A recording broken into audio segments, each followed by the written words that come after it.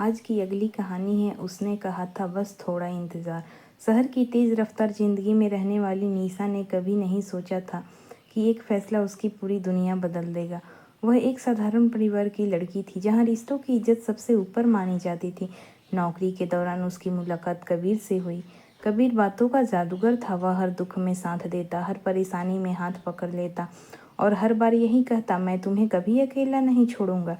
धीरे धीरे दोनों का रिश्ता गहरा होता गया। एक दिन कबीर ने कहा, शादी तो हमारी होगी ही, लेकिन पहले कुछ समय साथ रहकर एक दूसरे को समझ लेते हैं। निशा ने बहुत मना किया। उसे अपने माता पिता की बातें याद थीं, लेकिन कबीर ने भरोसा दिलाया कि यह रिश्ता सिर्फ कुछ महीनों का इंतज़ार है। आखिरकार उसने अपने घर वालों की नाराज़गी सहकर कबीर के साथ रहने का फैसला कर लिया। शुरुआत किसी खूबसूरत सपने जैसी थी। सुबह की चाय, शाम की लंबी बातें, छुट्टियों की छोटी छोटी यात्राएं और भविष्य के अनगिनत सपने। निशा को लगता था कि उसकी ज़िंदगी अब पूरी हो गई है, लेकिन 6 महीने बाद कबीर बदलने लगा। देर रात घर आना, फ़ोन छिपाकर रखना, छोटी छोटी बातों पर चिड़चिड़ापन और हर सवाल पर एक ही जवाब, तुम मुझ पर शक करती हो।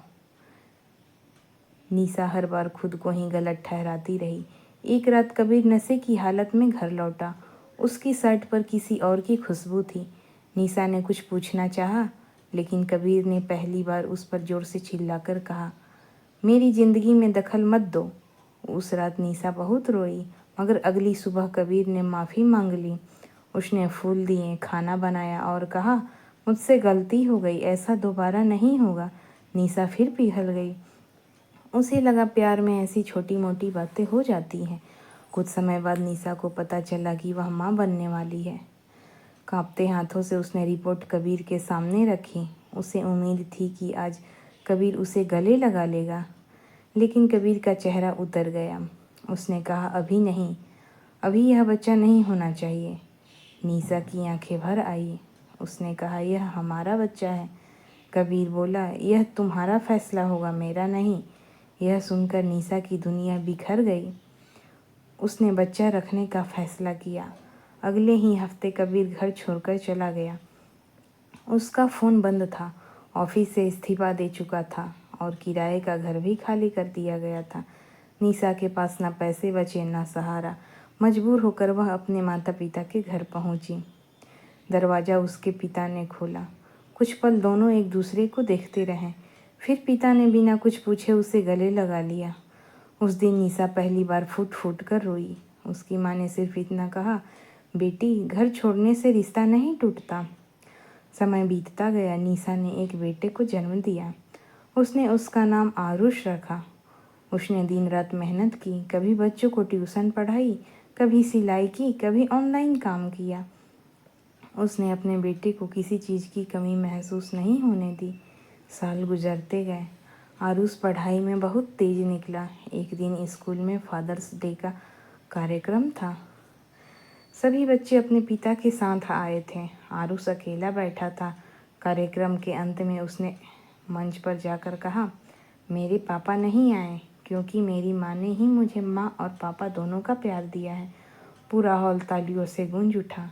निशा की आंखों से आंसू रुक नहीं रहे थे। उसी भीड़ में एक आदमी खड़ा था जिसकी आंखें भीगी हुई थी। वह कबीर था, लेकिन उसने आगे आने की हिम्मत नहीं की। कुछ दिनों बाद कबीर निशा के घर पहुंचा। उसके बाल सफ़ेद हो चुके थे। उसने कांपती आवाज़ में कहा, मुझे माफ़ कर दो, मुझे सच बताना है। निशा चुप रही। कबीर ने कहा, जिस लड़की के लिए मैंने तुम्हें छोड़ा था उसने मुझे कुछ ही महीनों बाद छोड़ दिया। नौकरी चली गई, दोस्त साथी सब साथ छोड़ गए।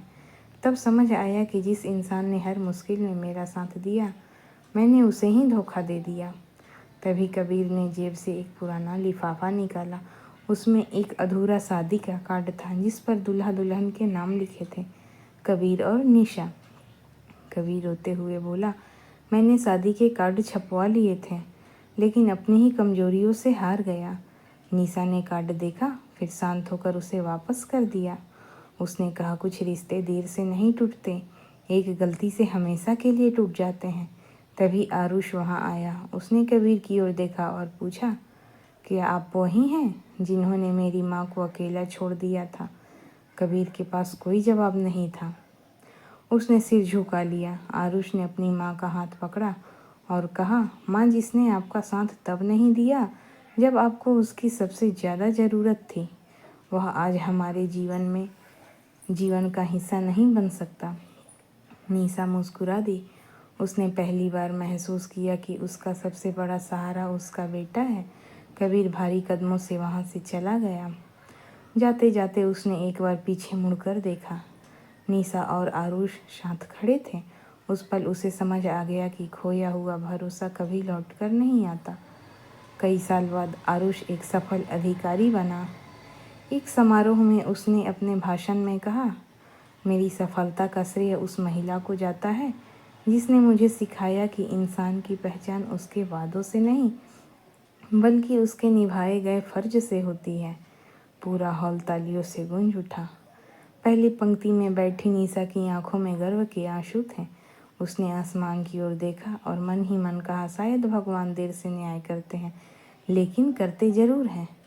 उस दिन उसे एहसास हुआ कि जिसने उसे छोड़ दिया था उसने उसका जीवन नहीं छीना था, बल्कि उसे अपनी असली ताकत पहचानने का मौका दिया था। प्यार तभी तक खूबसूरत है जब तक उसके साथ सम्मान, विश्वास और जिम्मेदारी हो। जहाँ इनमें से एक भी चीज़ कम पड़ जाए, वहाँ रिश्ता सिर्फ एक याद बनकर रह जाता है। लेकिन निशा की ज़िंदगी का सबसे बड़ा इम्तिहान अभी बाकी था और कई साल बाद जो सच सामने आने वाला था वह सबकी सोच बदल देगा।